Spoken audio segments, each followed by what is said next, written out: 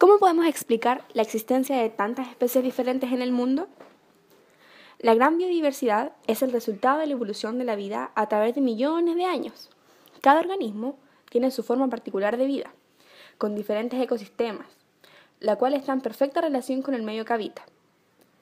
La evolución es un proceso paulatino que le permite a las especies desarrollarse con el tiempo, gracias a la descendencia que nos entregan los antepasados.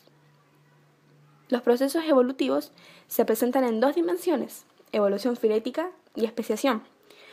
La evolución filética consiste en cambios graduales que se producen por el tiempo en una sola línea de descendencia.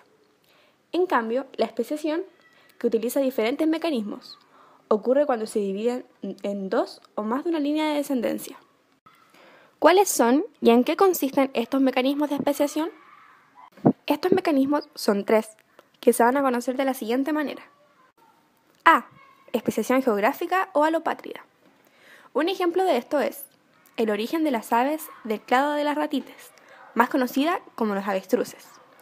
Los encontramos en el desaparecido continente de Gondwana. Son aves grandes e incapaces de volar. Pues bien, estas grandes aves son un ejemplo del tipo de especiación conocida como alopátrida o geográfica. Su explicación es sencilla. Tenemos una población ancestral que es dividida por una barrera geográfica, como la aparición de una montaña o un río, lo que interrumpe el intercambio genético. Así, al paso del tiempo, aparecen nuevas especies.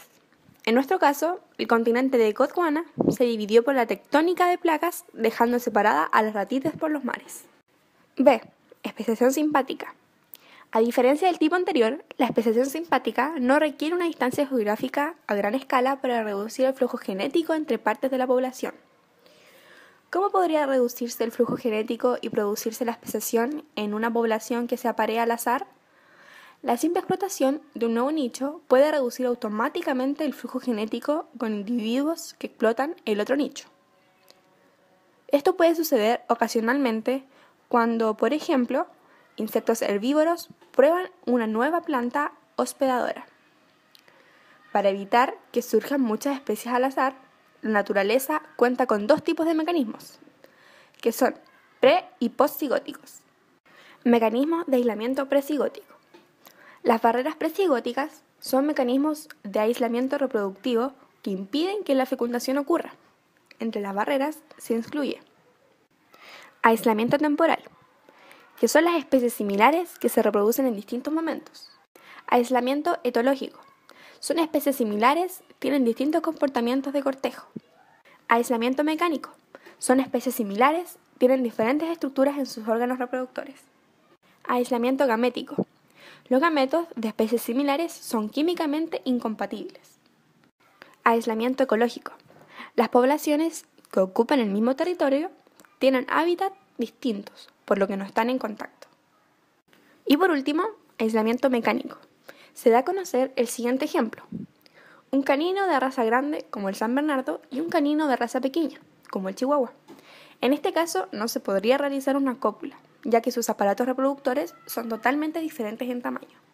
Mecanismos de aislamiento postcigótico. Los mecanismos postcigóticos impiden el desarrollo de una progenie fértil y resultan en inviabilidad de híbridos. Los cigotos híbridos no llegan a desarrollarse o no alcanzan la madurez sexual. Esterilidad de híbridos. Los individuos híbridos no son capaces de producir gametos funcionales. Esterilidad de los híbridos. Se da a conocer el siguiente ejemplo. Las mulas son organismos estériles producto del apareamiento de una yegua y un burro. La última especiación que veremos es la parapátrida, que se produce por el aumento de cromosomas en un individuo que integra una población. Este no será capaz de reproducirse con individuos normales, solo lo hará con los que tengan su misma ploidia, o sea, su misma cantidad de cromosomas. Se da a conocer en el siguiente ejemplo. Algunas de estas plantas viven cerca de minas donde el suelo se ha contaminado con metales pesados. Las plantas de los alrededores de las minas han estado sometidas a una selección natural de los genotipos tolerantes a los metales pesados, mientras que las plantas vecinas, que no viven en suelo contaminado, no han estado sometidas a selección para este carácter. Los dos tipos de plantas están lo bastante cerca como para que los individuos tolerantes y no tolerantes pudieran fecundarse mutuamente, por lo que parece que cumplen el primer requisito de la especiación parapátrica. el de la población continua. Sin embargo, los dos tipos de plantas han desarrollado momentos de floración diferentes. Este cambio podría ser el primer paso en el corte total del flujo génico entre los dos grupos. Agradeciendo su atención, espero que este video les sirva para poder entender de mejor manera los tipos de especiación que existen en esta biodiversidad.